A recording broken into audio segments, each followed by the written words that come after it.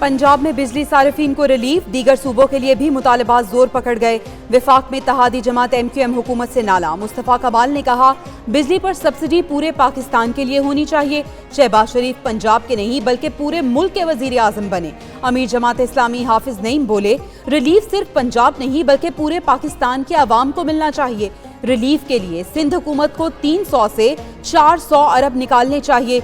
JUI रहनुमा हाफिज हमदुल्ला ने कहा, महंगाई पूरे मुल्क में है, रिलीफ सिर्फ एक सूबे के लिए क्यों?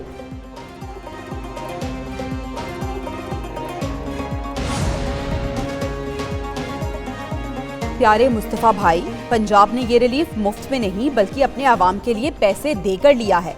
वजीर आला पंजाब मरियम नवाज का MQM रहनुमा के बयान पर रद्द-ए-अमल। कहा, अवाम को रिलीफ देने के लिए पंजाब ने अपने बजट से 45 अरब रुपए अदा किए। मुस्तफा कमाल इस मामले पर सिंध हुकूमत से बात करें।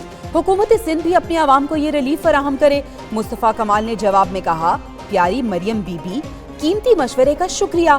अगर सिंध हुकूमत का बर्ताव अच्छा होता तो MQM को नून लीग से मिलने की क्या जरूरत थी?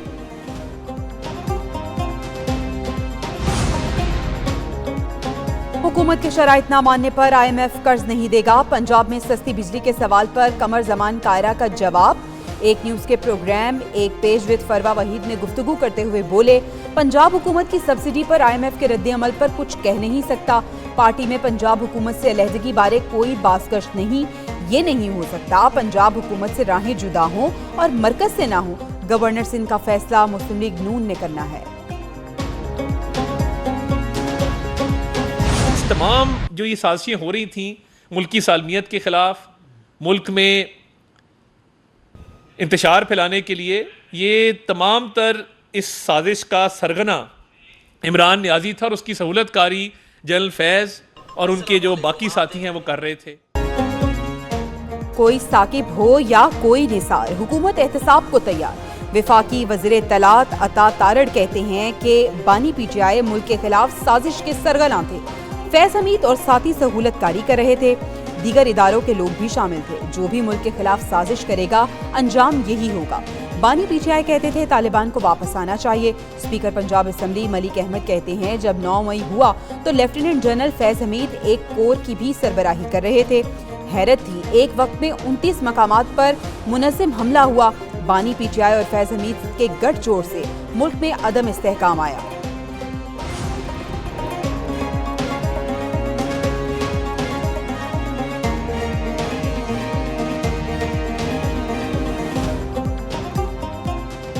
फैज हमीद की गिरफ्तारी से खौफजदा हूं, न डरा होता तो 9 मई पर जुडिशल कमीशन का मुतालबा ना करता। बानी PTI की कमरा अदालत में सहाफियों से गुफ्तगू।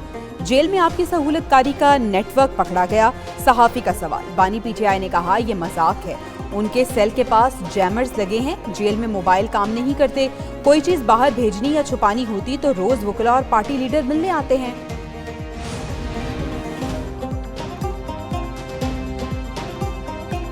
तहरीक इंसाफ में इख्तिलाफात शिद्दत इख्तियार कर गए। वजीर आला खैबर पख्तूनख्वा के फोकल पर्सन जुनेद अकबर भी ओहदे से फारिग। जुनेद अकबर ने इस्तीफा देने वाले सूबाई वजीर शकील खान के हक में ट्वीट किया था। रुकन कौमी असम्बली शाहिद अहमद को वजीर आला का नया फोकल पर्सन मुकर्रर कर दिया गया। दूसरी जानिब बानी PTI की पार्टी रहनुमाओं और कारकुनों को मुत्तहिद रहने की हिदायत।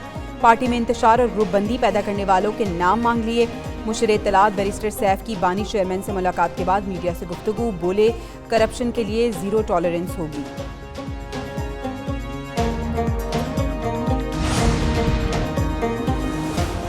बरतरफ वजीर की खैबर पख्तूनख्वा हुकूमत पर करप्शन की चार्जशीट। शकील खान की कमेटी को बयान की तफसीलात सामने आ गई। कहा, सेक्रेटरी मवासलात के बकौल 20 करोड़ रुपए वजीर आला को पहुंचाए। 10 करोड़ वजीर आला ने मुख्तदिर हल्कों को देने के नाम किए।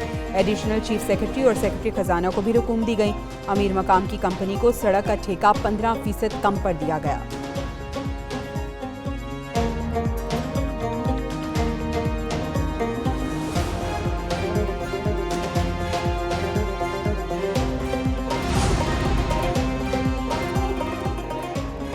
बानी PTI को समझाता रहा, स्टैब्लिशमेंट से महाजाराई नहीं करनी।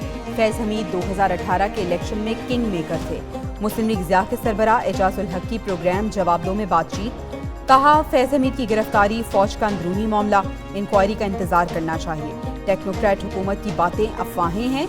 इलेक्शन हारने के बाद सब धांधली का शोशा छोड़ते हैं। पीटीआई रहनुमा शौकत बसरा बोले, इजाजुल हक धांधली से जीते, इन्हें तीसरे नंबर पर होने के बावजूद कामयाब करार दे दिया गया।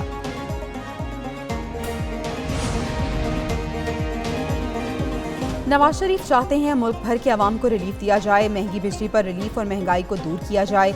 रहनुमा मुस्लिम लीग नून खैल दास को हिस्तानी के प्रोग्राम डायरेक्ट लाइन में बातचीत, कहा नवाज शरीफ खामोश नहीं, वो आज भी सियासत के महवर हैं। नवाज शरीफ के साथ नाइंसाफी करने वाले तमाम किरदार सामने आ गए।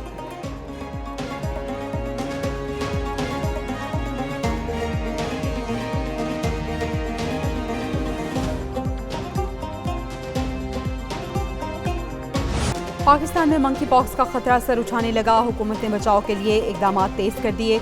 तमाम सूबों को वायरस के हवाले से फोकल पर्सन्स मुकर्रर करने की हिदायत। अस्पतालों में मंकी पॉक्स के मरीजों के लिए वार्ड्स कायम। बॉर्डर हेल्थ सर्विसेज को तमाम एंट्री पॉइंट्स पर सख्त निगरानी की हिदायत। हवाई अड्डों पर बैरून मुल्क से आने वालों की जांच पड़ताल। वज़ीर आज़म की ज़ेर सदारत इजलास में अहम फैसले।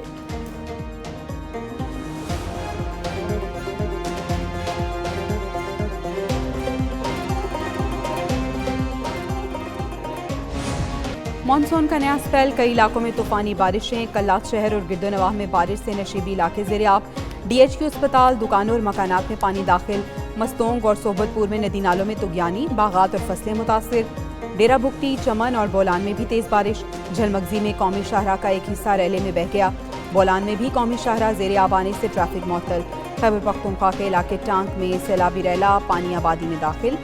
सिंध में काजी अहमद, मोरो, दादो पुल पर दरमियानी दर्जे का सैलाब।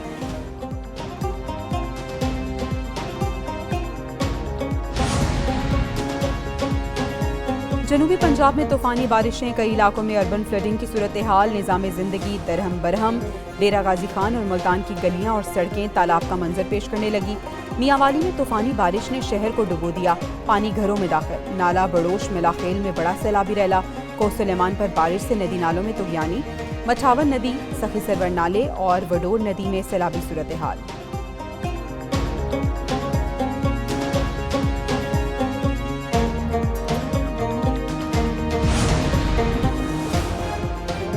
लाहौर में वक्फे से बादल बरसने का सिलसिला जारी। इस्लामाबाद, रावलपिंडी और गुजरावाला में भी मूसलाधार बारिश। शेखुपुरा, झंग, सरगोदा, खारियां, पाकपतन और दीगर इलाकों में भी जलथल एक हो गया। जफरवाल में नाला डेक में 3 नौजवान डूब गए। शकरगढ़ में नाला लई में सैलाब, सड़कों पर शगाफ पड़ गए। फैसलाबाद में तूफानी बारिश के बाइस हादसात, 6 अफराद जाँ बहक।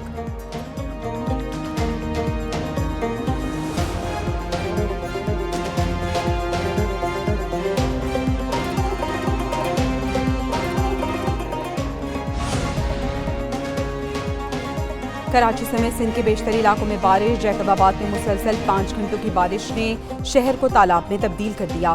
खैरपुर में मूसलाधार बारिश से नशेबी इलाके ज़ेर-ए-आब। दौड़, झड्डू, टंडूजान और दीगर इलाकों में भी बरसात। किनरी में 85 मिलीमीटर बारिश हुई। बारिश के बाइस कई इलाकों में बिजली की फराहमी मुतासिर। बालाई इलाकों में बारिशों के बाइस सिंध के तीनों बैराजों में पानी की सतह बुलंद होने लगी।